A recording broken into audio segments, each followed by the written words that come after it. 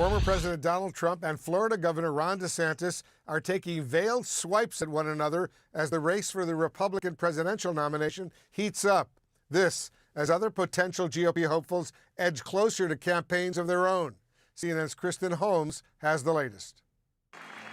Former President Donald Trump and Florida Governor Ron DeSantis previewing a 2024 primary showdown. For those who have been wronged and betrayed, I am your retribution. I am your retribution. So in Florida, we say very clearly, we will never, ever surrender to the woke mob. Our state is where woke goes to die. In a grievance-laden speech at the Conservative Political Action Conference, Trump blasted the Republican establishment. We are never going back to the party of Paul Ryan, Karl Rove, and Jeb Bush.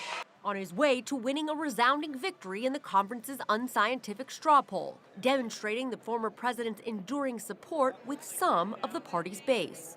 While not naming DeSantis, Trump taking aim at his potential rivals' past support for reforming entitlement programs. We're not going back to people that want to destroy our great social security system, even some in our own party. I wonder who that might be. Hello, California. Speaking at the Reagan Library in California, DeSantis seeming to jab at the tumult of the Trump White House years. In 4 years, you didn't see our administration leaking like a sieve. You didn't see a lot of drama or palace intrigue. What you saw was surgical precision execution.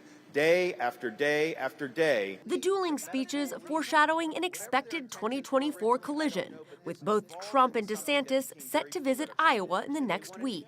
While Trump remains a clear frontrunner, he's also facing fresh challenges, including ongoing investigations to his handling of documents and his role in the attack on the U.S. Capitol. The former president telling reporters this weekend he would not exit the race, even if he is indicted.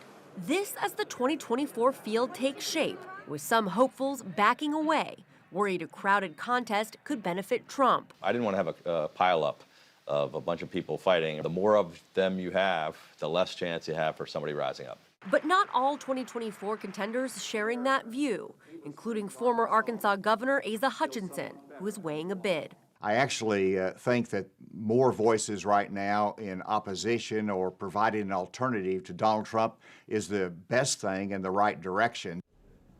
And while we are still very early in this 2024 primary, and it is expected to be a fairly crowded Republican field, but I am told that Donald Trump and his team remain laser focused on Florida Governor Ron DeSantis. They have been looking into his background, his wife's background. They have been watching old debate clips. They have essentially been talking to former allies, and not to mention that some of DeSantis's former staffers and advisors actually work for Trump and for the Trump super PAC now. So this is all setting up what's expected to be a very ugly and very personal battle between these two men. It certainly will be lively. All right, Kristen Holmes, thank you very much. Let's get some analysis from our chief political correspondent, Dana Bash, and CNN political analyst, Maggie Haberman. Dana, what do these dueling speeches tell you about the clearly deepening divide inside the Republican Party and what this might mean for the 2024 election?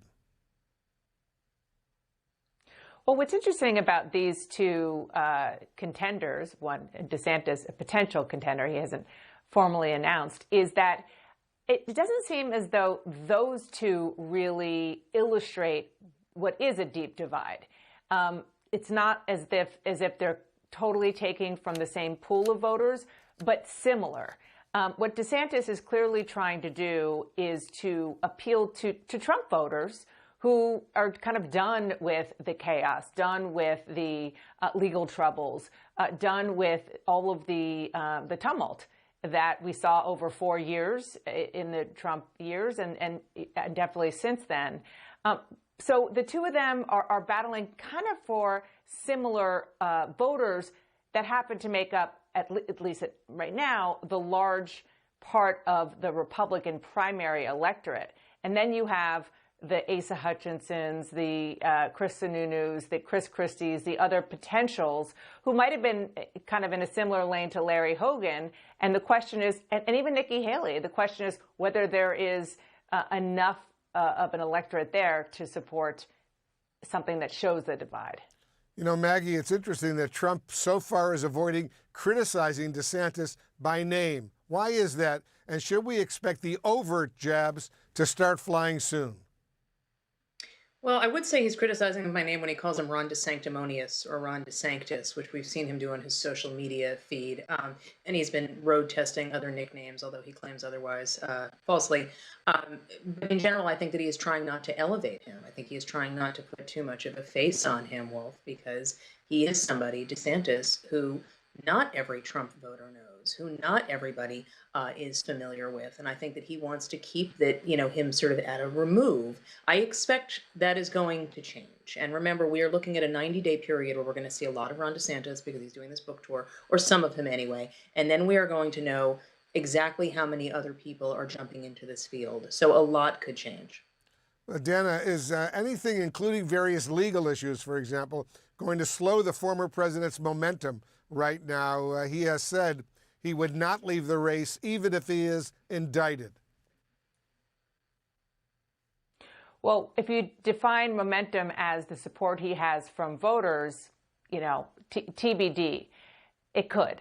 If you define momentum as his desire to run for president, there's no indication right now that the answer is yes, that his own personal momentum or his fervor for running isn't going to change. In fact, Maggie can likely answer this better than I, but the more in trouble he is, the more likely he is to keep his political situation afloat, because he believes it benefits him not only legally, but politically, that the two actually, oddly, only for someone like him would I say this, kind of help one another in his various quests.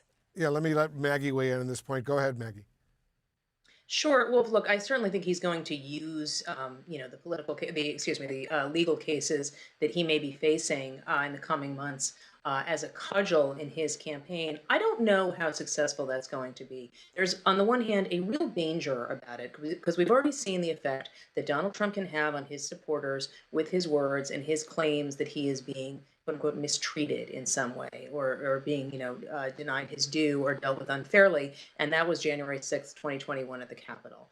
On the other hand, we saw last year, after the raid at Mar-a-Lago, after the FBI search of his home and private club, Republicans rallied briefly, and then the more facts came out, it started to erode the support for him. So we'll see what happens.